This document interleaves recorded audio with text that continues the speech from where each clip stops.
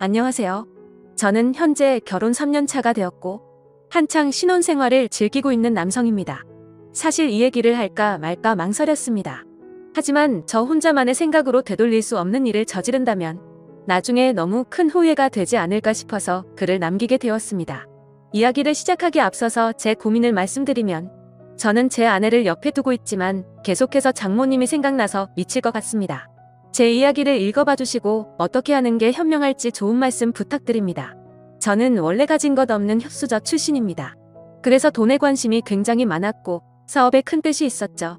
어릴 때는 공부도 썩 잘하지 못했고 할 줄 아는 거라고는 운동밖에 없었습니다. 그렇게 자라오다 보니 저는 자연스럽게 헬스 트레이너라는 직업이 생겼죠. 결국 저는 남들보다 열심히 살았습니다. 몇 년 동안을 열심히 돈을 모았고 결국에는 동네에 작은 헬스장을 차리게 되었죠. 참 작지만 나름대로는 의미가 깊은 곳이었습니다. 앞으로의 삶에 큰 기대도 주었고 지금의 아내도 그곳에서 만났으니까요. 아무쪼록 처음에는 영업이 잘 된 덕분에 승승장구할 것만 같았습니다. 그래서 큰 걱정 없이 지금의 제 아내와 결혼까지 하게 되었죠. 하지만 생각처럼 삶을 녹록치가 않더군요. 헬스장을 운영하다 보니 경영 악화로 인해서 회원들은 줄어들었고 결국에는 모아둔 돈은 바닥이 나서 빈털터리 신세로 결국 폐업을 하게 되었습니다. 정말 앞날이 깜깜했고 스트레스로 탈모까지 진행될 정도로 너무 많이 힘들었습니다. 그렇게 힘든 시기에 저희 부부에게 손을 내밀어준 분이 있었는데 그게 바로 장모님이었습니다. 그때는 일단 당장 저희가 살던 집을 정리해서 빚을 다 갚았고 당장 마땅히 갈 곳이 없어서 숙박업소에 전전긍긍하던 시절입니다. 그런 저희 소식을 듣게 된 장모님이 연락이 오시더군요. 장모님 댁에서 함께 살면서 다시 시작하는 건 어떻겠냐고 말씀을 해주셨습니다. 저는 그 말씀에 너무 감사한 마음이 컸지만 오히려 제 아내는 장모님 댁에 들어가는 것을 반대하더군요. 사실은 아내가 반대할 만한 이유가 있었습니다. 다들 아내가 친정으로 들어간다고 하면 좋아할 거라고 생각하시겠지만 아내는 그렇지 않은 게 장모님과 별로 사이가 좋지 않았기 때문이죠. 왜냐하면 장모님은 아내의 친엄마가 아니라 새엄마였기 때문입니다. 장모님은 아내가 20살이 되었을 때 재혼을 하셨는데 아버지는 재혼한 지 2년도 채 안 되어서 돌아가셨다고 했습니다. 그래서 장인어른이 살아계실 때는 가족처럼 지내기 위해 노력했었다고 하는데 장인어른이 돌아가시고 난 뒤로는 아내가 곧바로 독립을 했다고 하더라고요. 그렇다고 기분 나쁘게 집을 나온 건 아니었고 취직을 하면서 회사 근처로 옮긴다며 자연스럽게 나와서 지냈다고 했습니다. 아무쪼록 그렇게 집 밖으로 나와서 지내게 되니 함께 지내면서 친해질 시간은 딱히 없게 되었던 거죠. 그래서 아내와 장모님은 여전히 서먹서먹한 사이였습니다. 그렇다고 서로 싫어하는 건 아니었습니다. 아내도 처음 재혼을 할 때 별로 싫어했던 건 아니었다네요. 물론 새엄마가 자신과 나이 차이가 15살밖에 차이가 나지 않는 건 몰랐다네요. 그래서 언니 같은 느낌이 강했고 엄마로 느껴지기에는 조금 어려웠던 거죠. 게다가 아버지를 믿고 결혼을 했는데 금방 세상을 떠나셔서 오히려 미안했다고 했습니다. 그냥 말 그대로 서로가 싫어하는 게 아니라 별로 친하지가 않았을 뿐이었죠. 하지만 장모님은 제 아내를 많이 위해주는 착한 심성이셨던 것 같습니다. 안타깝게 결혼 생활을 짧게 하고 남편을 떠나보냈지만 유산 덕분에 그래도 일도 하지 않고 잘 먹고 잘 사는데 아내가 길바닥에 나앉았다고 하니 차마 지켜만 볼 수 없으셨던 거죠. 여하튼 저는 아내가 불편할 걸 알았지만 어쩔 도리가 없었습니다. 아무리 생각해도 현실적으로 가장 합리적인 선택은 처가 살이었죠. 제 본가는 시골에 있어서 간다고 하더라도 주변에 논과 밭밖에 없어서 제대로 된 직장을 구할 수도 없는 노릇이었고 다시 재계하기에는 결코 갈 수가 없다고 생각했습니다. 장모님이 계신 집이 평수도 넓은데 혼자 계시기에는 남는 방도 많았으니 저와 아내가 조금만 불편함을 감수한다면 아주 이상적인 선택이라고 생각을 했습니다. 그래서 저는 며칠 동안 끈질기게 아내를 설득하고 또 설득을 했습니다. 평생 같이 지내는 것도 아니고 집을 얻을 수 있는 돈을 모을 때까지만 장모님 댁에서 지내자고 했죠. 결국 아내도 현실과 타협을 하게 됐고 저희는 그렇게 장모님 댁으로 들어가게 되었습니다. 솔직히 저라고 마음이 편했을까요? 저도 염치가 있었기에 정말 너무나도 마음이 불편하긴 했었습니다. 하지만 어쩔 수 없이 장모님 댁에 들어가서 살게 되었죠. 그렇게 한 달이라는 시간이 지났습니다. 아내는 원래 다니던 회사에 계속해서 다녔고 저는 장모님 댁에서 멀지 않은 곳에 헬스 트레이너로 취직을 하게 되었죠. 저는 직업의 특성상 사람이 많은 주말에는 쉬는 날이 없었고 평일 중에 하루만 쉬는 날이 있었습니다. 그리고 아내와는 출근 시간 자체도 달랐었죠. 저는 저녁에 출근을 했고 아내는 아침 일찍 출근을 했으니까요. 어느 날 평일에 제가 쉬는 날이었습니다. 저는 오랜만에 쉬는 날이어서 마음 편하게 산책이나 할 겸 동네 공원에 가서 가볍게 조깅을 하고 집으로 들어왔습니다. 그런데 문을 들어서는 순간 깜짝 놀랐습니다. 거실에 의자는 나뒹굴고 있었고 장모님은 쓰러져서 앓는 소리를 내고 계시더라고요. 저는 놀라서 얼른 장모님께 달려 들어갔습니다. 몸 상태를 봤더니 다행히 어디가 부러지거나 한 건 아니었고 근육이 놀라서 경직이 되어 있었습니다. 무슨 일이냐고 여쭤봤더니 거실에 전등을 교체하기 위해서 의자 위에 올라가셨다가 의자가 넘어지는 바람에 바닥에 떨어졌다고 하시더라고요. 저는 제가 하면 되는데 왜 그렇게 하셨냐고 역정을 냈고 어디 다른 곳 크게 아픈 곳은 없냐고 물었습니다. 장모님이 크게 다친 곳은 없는 것 같은데 허리가 조금 삐끗한 거 같다고 말씀을 하시더라고요. 그래서 저는 마사지 자격증도 가지고 있었기에 장모님에게 마사지를 해드리겠다고 말씀을 드렸습니다. 처음에는 민망하셨는지 제 호의를 계속해서 거절하시더라고요. 하지만 장모님 댁에 오고 나서 해드린 것도 없어 죄송했던 터라 저는 고집을 부렸습니다. 오늘도 제가 전등 갈았으면 이럴 일 없었는데 장모님께서 계속 거절하시면 제가 너무 죄송해서 지내기 더 불편하다고 말씀을 드렸죠. 그렇게까지 말씀을 드리니 장모님께서도 정 마음이 그러면 알겠다면서 마사지를 받겠다고 하시더라고요. 그래서 저는 장모님을 부축하고서 장모님 방으로 들어갔습니다. 사실 장모님 댁에 들어온 지도 한 달이나 지났지만 장모님의 방에 들어가 본 건 그날이 처음이었습니다. 방 안에는 캔들을 켜놔서인지 정말 좋은 향기가 온 방을 가득 채우고 있더라고요. 그렇게 향을 맡으며 장모님을 봤더니 뭔가 기분이 묘해졌고 아차 싶었습니다. 장모님과 저는 다른 집 장모 사위처럼 나이차가 그리 많지 않다는 거려. 아내는 저보다 연하였고 장모님은 저보다 겨우 10살밖에 많지 않았다는 걸 잊고 있었습니다. 사실 사회에 나가서 보면 장모님은 40대 초중반의 나이에 많지 않은 나이였고 나이를 모르고 보면 30대 중후반으로 보일 만큼 동안이셨죠. 제 입장에서는 항상 장모님으로 대했고 생각했기에 애써 외모에 대한 객관적인 생각을 하지 않았을 뿐 미모도 훌륭하셨죠. 그리고 무엇보다도 장모님은 장인어른과 결혼 전에 요가 강사를 하셨었기에 지금까지도 관리를 잘하고 계셔서 몸매는 솔직히 제 아내보다도 훨씬 좋은 것 같았습니다. 아무튼 저는 엎드려 있는 장모님을 보니까 순간 수많은 생각들이 스쳐 지나갔지만 정신을 차리고 마사지를 해드리기 시작했습니다. 한참 마사지를 해드리다 보니 아무 말 없이 조용히 계시던 장모님은 마사지를 왜 돈 주고 받는지 알겠다고 처음으로 말씀을 하시더군요. 그리고는 저에게 여기저기 아픈 곳을 알려주셨고 저는 허리뿐만이 아니라 평소에 불편하시다고 한 곳을 전체적으로 마사지를 해주었습니다. 오랜 시간 동안 마사지를 해드리면서 조용히 마사지만 했던 건 아니었고 자연스럽게 장모님과 저는 많은 이야기를 나누게 되었습니다. 사실 그동안 저는 염치 없이 처가살이를 하는 입장이라 장모님께 함부로 말도 붙이지 못했고 약간은 내성적인 성격이신 장모님도 제게 그다지 말을 먼저 붙이지는 않으셨었죠.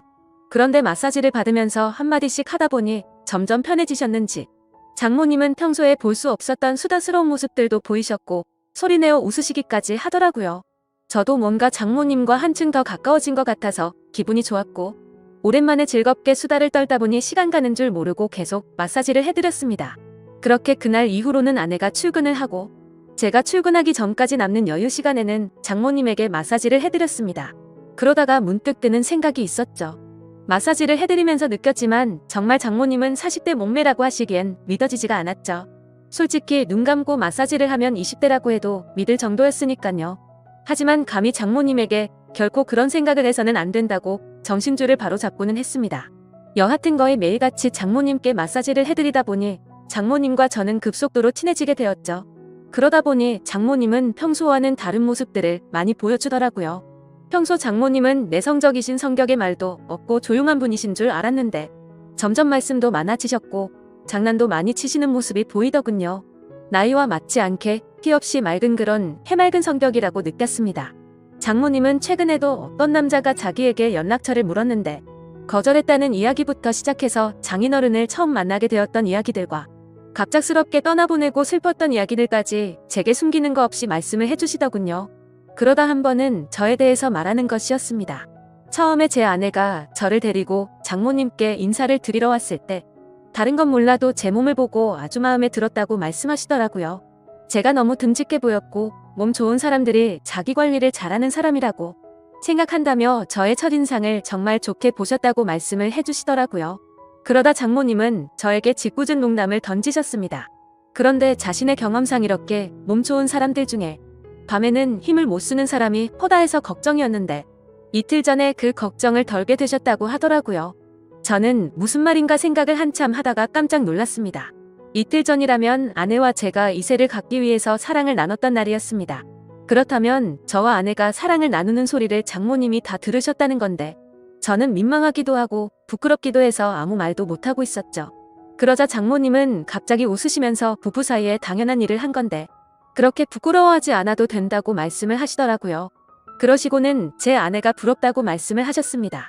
자신은 지금 혼자 지내게 된 지도 벌써 많은 시간이 지나다 보니 외롭다고 하시더군요. 그러다가 장모님은 갑자기 제 팔뚝을 어루만지시면서 이런 튼실한 팔뚝을 가진 남자가 곁에 있다는 건 정말 부러운 일이라고 말씀을 하셨죠. 그날 이후부터는 장모님의 장난스러운 스킨십은 계속되었습니다. 저도 기분이 썩 나쁘지는 않았죠. 솔직히 말해서 좋다고 생각도 했었습니다. 하지만 이러다가는 큰일이 벌어지겠다고 생각을 했고 장모님에게는 저의 근무 시간이 바뀌었다고 거짓말을 했습니다. 그날부터는 저는 아내와 함께 출근을 하게 되었고 아내가 퇴근하는 시간을 맞춰서 같이 집으로 들어갔었죠. 그렇게 저는 가정의 평화를 위해 장모님과의 거리를 두기 시작했습니다. 장모님도 제가 아내와 함께 있으니 둘이 있을 때처럼 함부로 장난을 치지는 못하셨고 별탈 없이 시간이 흘러가고 있었죠. 그러다 며칠 뒤 저는 아침에 아내와 함께 출근을 하기 위해 집 밖으로 나왔고 마땅히 갈 곳이 없어서 집 근처 커피숍에서 휴대폰을 하면서 시간을 보내고 있었습니다. 그런데 갑자기 장모님에게 전화가 오더군요. 무슨 일이지 싶어서 전화를 받았더니 장모님은 제게 어디냐고 물으시더라고요. 저는 지금 헬스장에서 일을 하고 있다고 했죠.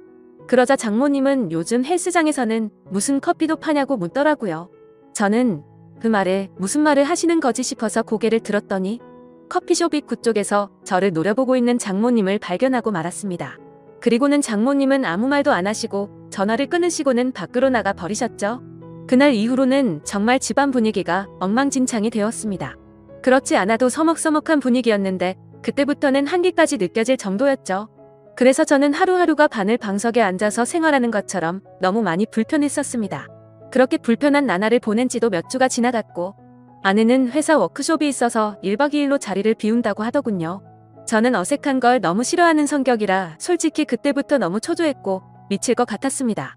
차라리 친구들을 만나서 밤새도록 술이나 먹고 들어올까부터 시작해서 여행이라도 다녀온다고 할까 등 수많은 여러 가지 생각을 했지만 아내가 자리를 비울 때 기회다 싶어서 같이 자리를 비우면 일을 더 악화시킬 것 같아서 차마 그런 방법을 선택할 수는 없겠더라고요. 그래서 저는 장모님과 이런 불편한 관계로 계속해서 지낼 수는 없는 노릇이었기에 결국 정면 돌파를 하기로 마음을 먹게 되었습니다. 저는 아내가 워크숍을 간 날 삼겹살과 소주 등 장모님께서 좋아할 만한 것들을 잔뜩 사들고서 집으로 들어갔습니다. 장모님의 방문을 노크하면서 장모님께 그동안 죄송했다며 함께 먹자고 말씀을 드렸죠. 하지만 제게 많이 화가 나신 장모님은 대꾸도 하지 않으시더라고요. 그래서 저는 간곡히 계속해서 부탁을 드렸고 결국에는 장모님은 제 성화에 모시겨 식탁에 앉으셨습니다. 저는 열심히 고기를 구워서 쌈도 싸드렸고 장모님의 잔이 비지 않도록 소주도 계속 채우면서 허심탄회하게 이야기를 시작했습니다. 장모님께서는 장난이라고 제 몸을 계속 만지시는데 솔직히 저한테는 정말 부담스러운 일이었다고 했죠. 그러자 장모님은 그게 그렇게 싫어서 거짓말까지 하고 그랬냐고. 그냥 싫으면 싫다고 하지 그랬으면 굳이 안 했을 텐데 왜 이상한 사람을 만드냐고 화를 내셨습니다. 저는 또 화가 나신 장모님을 보면서 당황한 나머지 사실 싫어서 그랬던 건 아니었다고 했죠. 그런데 그 말을 하자마자 아차 싶었습니다. 장모님은 곧바로 싫은 게 아니면 뭐냐고 물으셨습니다. 이런 말씀 드리기 그렇지만 사실 장모님께서 저를 만지실 때마다 좀 느낌이 이상했다고 했죠. 장모님은 그때부터 뭔가 표정이 달라지시더니 무슨 느낌이 이상하냐고 했습니다. 그래서 저도 술도 취했겠다. 그동안 억울했던 마음도 있었던 터라 생각 없이 말을 내뱉기 시작했습니다. 장모님처럼 젊으시고 예쁘신 분이 저를 만지시니까 당연히 이상한 생각이 들고 그랬다고. 저도 남자인데 아무렇지 않은 게 이상하지 않겠냐고 필터를 거치지 않고 마구 말을 했죠. 그 말을 하는 순간 분위기는 순식간에 얼어붙어 버렸고 그 대화를 마지막으로 장모님과 저는 그냥 연신술만 마시기 시작했습니다. 그래서 저는 분위기를 만회하고자 장모님에게 시덥지 않은 농담을 던지기 시작했지만 분위기는 쉽사리 나아지지 않더라고요. 그렇게 술만 연신들이 붙다 보니 저도 모르게 정신이 왔다 갔다 할 만큼 술이 올라오기 시작했습니다. 근데 갑자기 장모님은 실수로 옷에 음료수를 쏟게 되셨고 옷을 갈아입고 오신다고 하더니 방으로 들어가셨습니다. 그래서 저는 혼자서 술을 계속 마시고 있었죠. 그렇게 몇 분이 지나서는 장모님 방의 문이 열려서 고개를 들었는데 저는 깜짝 놀라서 들고 있던 술잔을 놓쳐버릴 뻔했습니다. 장모님은 차마 입에 담지 못할 그런 복장으로 갈아입으시고는 저에게 다가와서 조용히 말했습니다. 나 지금 많이 취해서 기억이 하나도 안 날 것 같아. 너도 그렇지 않냐며 제게 묻더라고요. 저도 술에 취한 나머지 그렇다고 고개를 끄덕였습니다. 그랬더니 장모님은 갑자기 제게 다가오셔서는 우리 오늘은 기억에서 지우자 하고는 저를 끌어안았습니다. 장모님과 저는 그렇게 술에 취해서인지 무언가에 홀렸던 건지 결코 돌이킬 수 없는 실수를 저지르고 말았던 겁니다. 다음날 아침 숙취로 인해 두통을 겪으면서 일어났는데 순간 어제 있었던 일이 생각나면서 너무 두려웠죠. 저는 장모님이 깰까봐 조용히 밖으로 나와서 평상시처럼 식탁을 치우고 샤워를 했습니다. 제가 샤워를 하던 중에 장모님도 일어나셨는지 평상시와 다름없이 제가 먹을 아침을 차려주셨습니다. 그날부터 저와 장모님은 더 어색한 사이가 되었습니다. 마주칠까봐 서로가 서로를 피하는 듯한 느낌이었죠. 그렇게 며칠이 지나게 되었고 장모님은 따로 아내를 부르더니 통장을 하나 건네주었습니다. 좋은 집은 아니어도 오피스텔 보증금 정도는 될 것 같다면서 줬다고 하더군요. 그렇게 그날 이후로 저와 아내는 장모님 댁에서 나오게 되었고 새로운 오피스텔을 얻어서 지내고 있습니다. 그로부터 벌써 한 달이라는 시간이 지났습니다. 정말 그날 일은 잊으려고 무던히도 애써봤고 사실 금방 잊혀질 거라고 생각했습니다. 그런데 제가 정말 미쳐버린 건지 그날 있었던 일이 너무 생생하고 그립다고나 할까요? 정말 제가 이래서는 안 되는데 제 아내를 옆에 두고서 저는 장모님이 계속해서 생각나서 미쳐버릴 것 같습니다. 차마 이런 생각을 하는 것조차 욕을 먹어 마땅한 그런 일인 걸 잘 알지만 사람 마음이라는 게 수학 공식처럼 답이 정해져 있는 게 아니잖아요. 장모님의 얼굴을 한 번 더 보고 나면 제 마음이 착각을 했구나 생각할 수도 있을 것 같은데 용기를 내서 장모님에게 연락을 하는 게 맞을지 어떻게 해야 할지를 잘 모르겠네요. 다른 분들이라면 어떻게 하실 것 같으신가요? 그냥 얼굴만 보는 건데 크게 문제가 되진 않을 것 같고 연락을 해보는 게 맞을까요? 아니면 지금처럼 계속 참아가면서 살아가는 게 맞을까요? 부디 현실적인 답변 부탁드리겠습니다. 감사합니다. 다음 사연입니다.